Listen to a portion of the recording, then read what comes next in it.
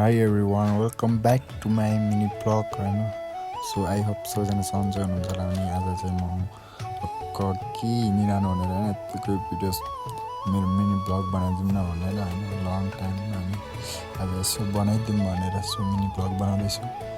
अनि त्यसपछि अब तपाईँहरूले म यहाँ ऐसेलु हाम्रो गाउँतिर चाहिँ ऐसेलु होइन ऐसेलु फल्न थालिसक्यो। अब ऐसेलु खै खाना लगाउनु अनि ऐसेलु अब म चाहिँ ठक्क खान्छु होइन ऐसेलु सासेलु। अनि त्यसपछि अब ऐसेलु तपाईँहरूतिर नि भयो होला हाम्रो चाहिँ भइसक्यो एकदम मिठो छ होइन खाना आउनु होला।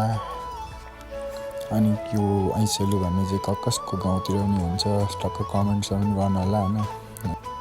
अनि यो चाहिँ अहिले चाहिँ हाम्रोतिर सिजन छ के त्यसको टाइम यतिखेर हो अनि टक्क मैले अहिले खाँदैछु। अनि अब हाम्रो अलिक पछाडि चाहिँ टक्क मलिन्डो भन्छ लेकतिर अनि दामी हुन्छ होइन। तपाईँहरूलाई म ऐसेलुको बोर्ड पनि देखाइदिन्छु। ऐसेलुको बोर्ड चाहिँ यस्तो छ टक्क गाडीभित्र होइन रोडबाट भेटाइन्थ्यो होइन दामी फलेछ क्या लटारमै। अनि म चाहिँ एकछिन खाइदिउँ भनेर खाइरहेको छु। बोर्ड चाहिँ फेरि त्यस्तो हरियाली छैन क्या टक्क सुकेको हल्का हल्का हरियो पात भएको थियो। अनि त्यसपछि टक्क मजाले खाएर लाग्छु अब होइन। आज चाहिँ म कहाँ जाँदैछु भने आज चाहिँ म श्रम गर्न जाँदैछु के साथीहरू बुझ्नु भएन।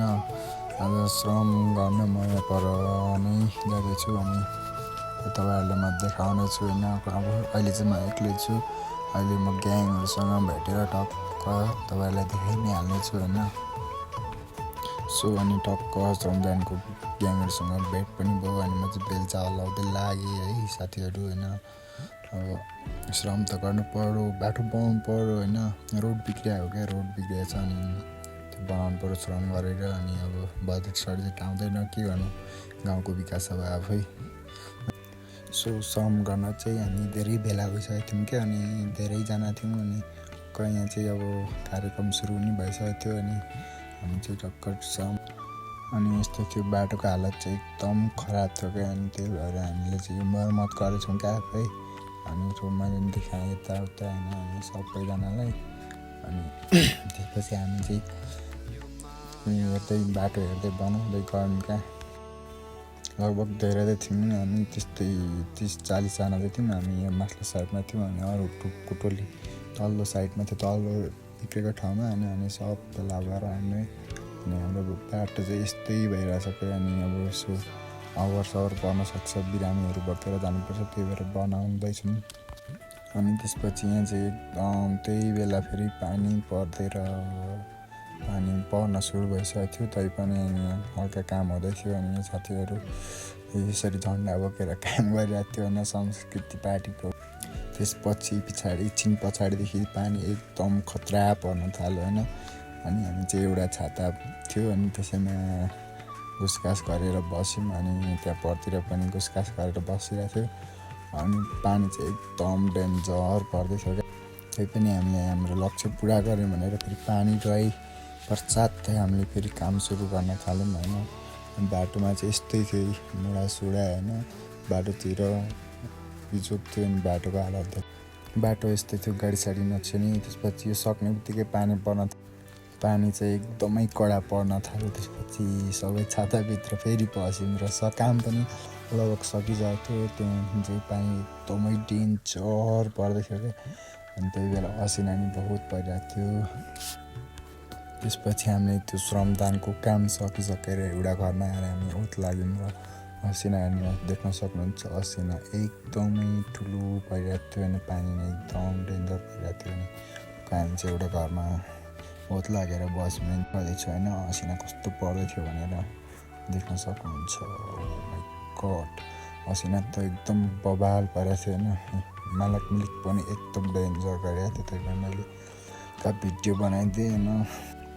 आजको दिन त्यस्तै थियो होइन पानी एकदम परिरहेको थियो। अनि श्रम पनि गरिसक्यौँ। त्यसपछि चाहिँ पानी सट्ट उक्रियो होइन। अनि खाजा खानु भनेर हामी पसलमा आयौँ। पसलमा आएपछि टक्क तपाईँलाई फेरि देखाउँछु भ्यू होइन यस्तो थियो पानी पर्दै थियो पारी चाहिँ एकदम कडा तरिकाले होइन कामतिर चाहिँ एकदम उक्रिसकेको थियो। अनि तपाईँहरूलाई म त्यो अगाडि हामी बसेको ठाउँ त्यो पर रातो घरतिर रोडतिर हो अनि हामीसँग गरेको चाहिँ अलिक हामीभन्दा अगाडि हो। चट्ट खाजा खाएर हामी चाहिँ अनि घरतिर लाग्नुपर्ने हुन्छ। आजको दिन यस्तै थियो, पानी ओभरै पर्यो।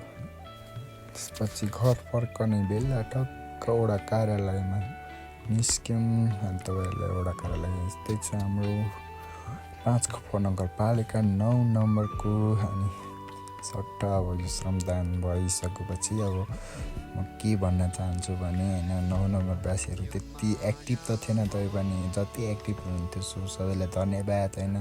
हाम्रो कार्यालय देख्न सक्नुहुन्छ। अनि अझै पनि भन्न चाहन्छु।